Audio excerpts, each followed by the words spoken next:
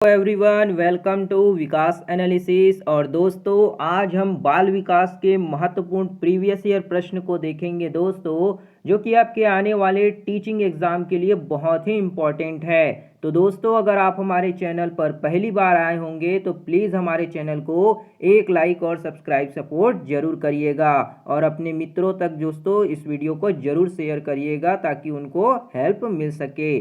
चलिए दोस्तों, इन प्रश्न को सॉल्व करते हैं। पहला प्रश्न है आपका, भारतीय संविधान के किस अनुच्छेद में 6 से 14 आयु वर्ग के बच्चों के लिए निशुल्क व अनिवार्य शिक्षा का अधिकार शामिल किया गया है ना। भारतीय संविधान का कौन सा अनुच्छेद है, कौन सा आर्टिकल है जिसमें 6 से 14 आयु के बच्चों के लिए निशुल्क और अनिवार्य शिक्षा का अधिकार को शामिल किया गया है। चार ऑप्शन दिए गए हैं।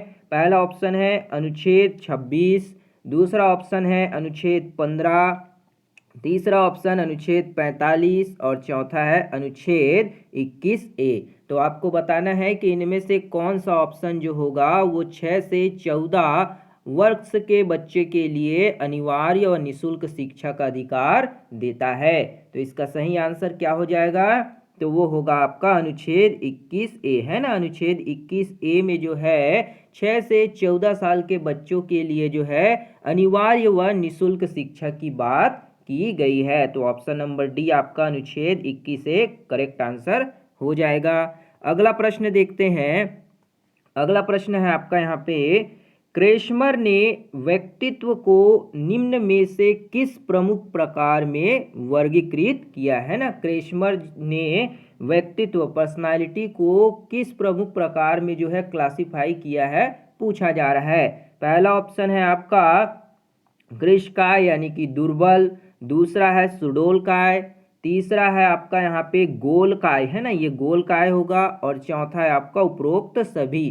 तो क्रेस्मर ने व्यक्तित्व को किस प्रमुख प्रकार में वर्गीकृत किया है? तो इसका सही आंसर क्या हो जाएगा? ये सभी, है ना। क्रेस्मर जो मनोवैज्ञानिक है उन्होंने 3 तरह के जो है व्यक्तित्व के बारे में बताया, जिसमें आपका एक था कृशकाय, दूसरा है आपका सुडोलकाय और तीसरा है आपका गोलकाय, है ना। गोलकाय को स्थूलकाय के नाम से भी जानते हैं, तो याद रखिएगा गोलकाय को स्थूलकाय भी कहते हैं ना, स्थूलकाय, इसको भी आप याद रखिएगा। तो यहाँ पे हमारा ऑप्शन नंबर डी उपरोक्त सभी जो होगा करेक्ट आंसर हो जाएगा। अगला प्रश्न देखते हैं।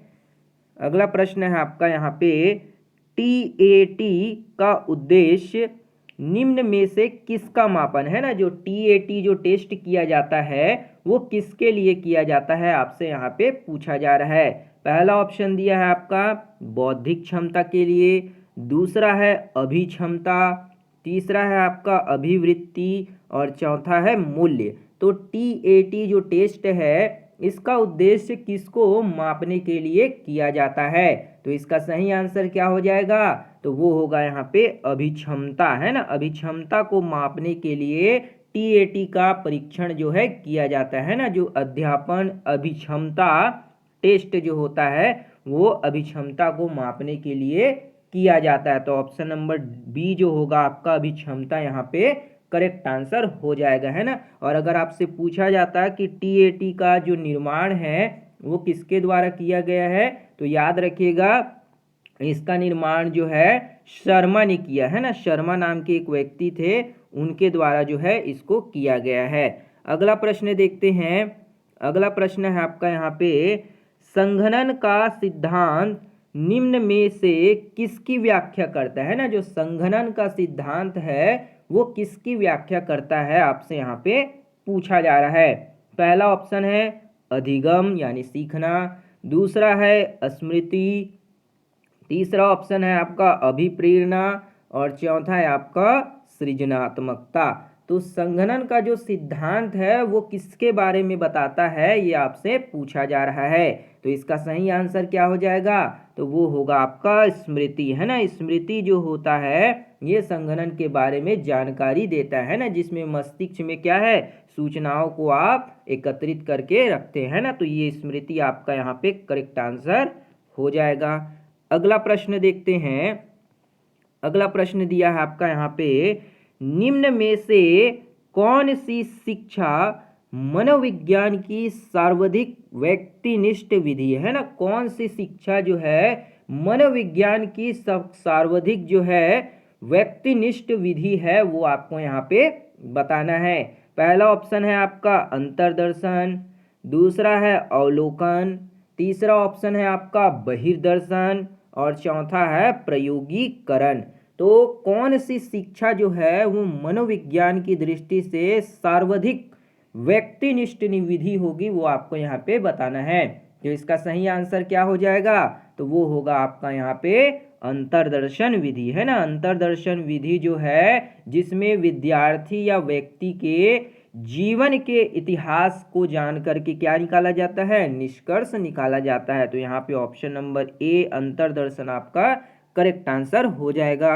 अगला प्रश्न देखते हैं, एल्बर्ट बंडूरा निम्न में से किससे संबंधित है ना। जो एल्बर्ट बंडूरा है वो किनसे संबंधित है, अर्थात किसके बारे में उन्होंने बताया है, ये आपसे पूछा जा रहा है।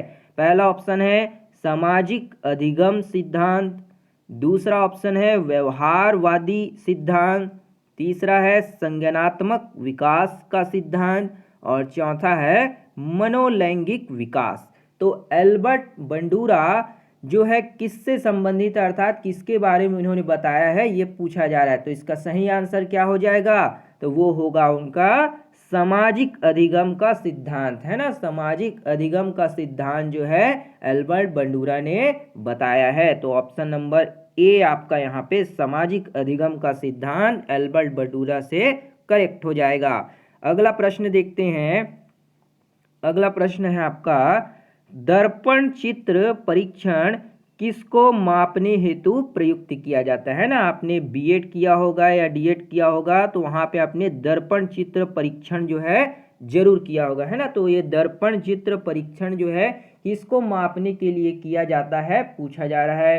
पहला ऑप्शन है अधिगम की गति, दूसरा है अधिगम अंतरण, तीसरा ऑप्शन दिया है आपका सृजनात्मकता और चौथा है अभिरुचि। तो दर्पण चित्र परीक्षण, है ना, दर्पण चित्र परीक्षण किसको मापने के लिए जो है किया जाता है, तो इसका सही आंसर क्या होगा, तो वो हो जाएगा आपका अधिगम अंतरण को मापने के लिए जो है दर्पण चित्र का परीक्षण का प्रयोग किया जाता है। तो ऑप्शन नंबर बी आपका यहाँ पे क्या होगा, अधिगम अंतरण करेक्ट आंसर हो जाएगा। अगला प्रश्न देखते हैं, अधिगम वक्र में पठार बनता है ना। जो अधिगम वक्र है उसमें पठार किसके कारण बनता है, ये आपसे पूछा जा रहा है। पहला ऑप्शन है परिपक्वता के कारण, दूसरा है अभिप्रेरणा के कारण, तीसरा ऑप्शन है थकान के कारण और चौथा ऑप्शन है आपका अभिरुचि के कारण। तो अधिगम वक्र में यानी कि सीखने का जो वक्र है उसमें पठार बनने का कारण क्या होता है, तो इसका सही आंसर क्या होगा, तो वो हो जाएगा थकान के कारण, है ना। थकान के कारण जो होती है सीखने की गति क्या हो जाती है, कम हो जाती है ना। तो ये होगा आपका यहाँ पे ऑप्शन नंबर सी, थकान के कारण अधिगम वक्र में पठार जो है बनता है। तो ऑप्शन नंबर सी आपका करेक्ट हो जाएगा। अगला प्रश्न देखते हैं। अगला प्रश्न है आपका क्लाउड पिक्चर टेस्ट, है ना। जो क्लाउड पिक्चर टेस्ट निम्न में से किसके मापन में प्रयुक्त होता है। जो क्लाउड पिक्चर टेक्स्ट परीक्षण है वो किसको मापने के लिए किया जाता है, पूछा जा रहा है।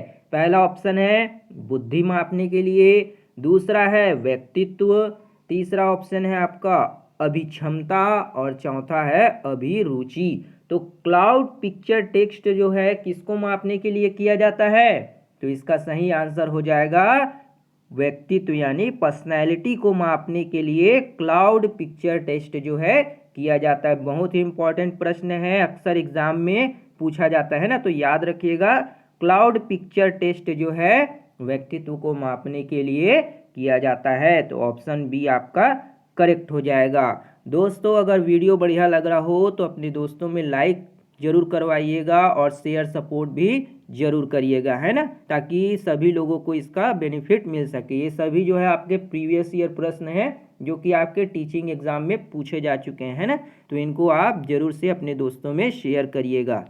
अगला प्रश्न देखते हैं। अगला प्रश्न है आपका, निम्न में से कौन सा शेष से भिन्न है ना, कौन सा जो होगा इन चारों ऑप्शनों में से अलग होगा वो आपको यहाँ पे बताना है। पहला ऑप्शन है TAT, दूसरा है 16 PF, तीसरा ऑप्शन दिया गया है आपका रेनवे का परीक्षण और चौथा है ड्रॉ ए मैन परीक्षण। तो इन चारों में से कौन सा जो होगा वो भिन्न है वो आपको यहाँ पे बताना है। तो इसका सही आंसर क्या हो जाएगा, तो वो होगा आपका रेनवे का परीक्षण, है ना, रेनवे का परीक्षण जो है यहाँ पे आपका तीनों में से भिन्न हो जाएगा। तो ऑप्शन नंबर सी क्या होगा, करेक्ट आंसर हो जाएगा। बाकी जो तीन दिए गए हैं आपके TAT, 16 PF और ड्रॉ ए मैन परीक्षण, ये सभी जो है व्यक्तित्व परीक्षण के बारे में बताते हैं ना, जबकि जो आपका रेनवे परीक्षण है ना, जो रेनवे परीक्षण है ये अशाब्दिक परीक्षण है। क्या है आपका ये अशाब्दिक, है ना, याद रखिएगा अशाब्दिक परीक्षण क्या है, अशाब्दिक परीक्षण में आता है, तो इसको आप याद रखिएगा। अगला प्रश्न देखते हैं। अगला प्रश्न दिया है आपका यहाँ पे, सूझ या अंतर्दृष्टि, है ना, सूझ या फिर अंतर्दृष्टि के सिद्धांत का प्रतिपादन किसने किया, है ना, सूझ या फिर जो अंतर्दृष्टि सिद्धांत है उसका प्रतिपादन किसके द्वारा किया गया है पूछा जा रहा है। पहला ऑप्शन है थॉर्नडाइक, दूसरा ऑप्शन है गेस्टाल्टवादी मनोवैज्ञानिक, तीसरा है हेगार्टी और चौथा है स्किनर। तो सूझ का सिद्धांत या अंतर्दृष्टि का सिद्धांत किनके द्वारा दिया गया है, तो इसका सही आंसर क्या हो जाएगा, तो वो होगा आपका ऑप्शन नंबर बी गेस्टाल्टवादी मनोवैज्ञानिक, है ना, ऑप्शन बी गेस्टाल्टवादी के द्वारा सूझ या अंतर्दृष्टि का सिद्धांत जो है दिया गया है। तो ऑप्शन बी जो होगा यहाँ पे आपका करेक्ट आंसर हो जाएगा। अगला प्रश्न देखते हैं। अगला प्रश्न है आपका मैकडूगल, है ना, जो मैकडूगल के अनुसार प्रत्येक मूल प्रवृत्ति से संबद्ध है ना, जो मैकडूगल है उनके अनुसार जो मूल प्रवृत्ति है वो किससे संबद्ध होगा वो आपको यहाँ पे बताना है। पहला है संज्ञान, दूसरा है संवेग, तीसरा ऑप्शन है आपका संवेदना और चौथा है आपका चिंतन। तो मैकडूगल के अनुसार मूल प्रवृत्ति से संबद्ध कौन होगा, यानी मूल प्रवृत्ति से कौन जुड़ा है वो आपको बताना है। तो इसका सही आंसर क्या होगा, तो मूल प्रवृत्ति से संवेग जो है आपका यहाँ पे जुड़ा हुआ है। तो ऑप्शन नंबर बी संवेग जो होगा करेक्ट आंसर हो जाएगा, है ना। एक पॉइंट यहाँ पे याद रखिएगा कि मैकडूगल ने जो है 14 तरह के संवेगों के बारे में बताया है ना, ये प्रश्न पूछा जाता है कि कितने संवेग के बारे में बताया है, तो 14 तरह के संवेग के बारे में बताया है, जिसमें पहला जो होता है भय, है ना, पहले पॉइंट को याद रखिएगा भय। तो ये भय पूछा जाता है ना, भय जो है पहला होता है ना, भय, क्रोध, इसी तरह से घृणा, है ना, जो घृणा होता है। इसी तरह से उन्होंने 14 तरह के जो है मूल प्रवृत्ति यानी संवेगों के बारे में बताया है। तो यहाँ पे हमारा संवेग जो होगा करेक्ट आंसर हो जाएगा। अगला प्रश्न देखते हैं। अगला प्रश्न दिया है आपका पूर्व अनुभव के आधार पर, है ना, जो पूर्व अनुभव है उसके आधार पर संवेदना को अर्थ प्रदान करना कहलाता है। जो पूर्व अनुभव है उसके आधार पर संवेदना को अर्थ देना क्या कहलाता है पूछा जा रहा है। पहला ऑप्शन है संवेदना, दूसरा है प्रत्यक्ष ज्ञान, तीसरा ऑप्शन है आपका अभिप्रेरणा और चौथा है कल्पना।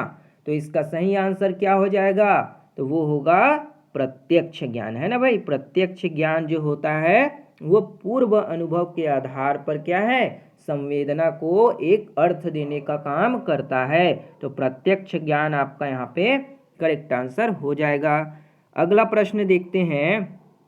अगला प्रश्न है आपका 5 वर्ष के मोहन की मानसिक आयु जो है 8 वर्ष है ना। जो 5 वर्ष के जो मोहन है ना, एक बच्चा है जिसकी मानसिक आयु कितनी है 8 वर्ष है, उसकी बुद्धि लब्धि कितनी होगी। यहाँ पे उसकी आईक्यू जो है पूछी जा रही है ना। तो इसके लिए आप फॉर्मूला जानते होंगे, वो क्या होता है, बुद्धि लब्धि इक्वल टू मानसिक आयु है ना, मानसिक आयु बटे में वास्तविक आयु और गुना कर देते हैं 100 से है ना।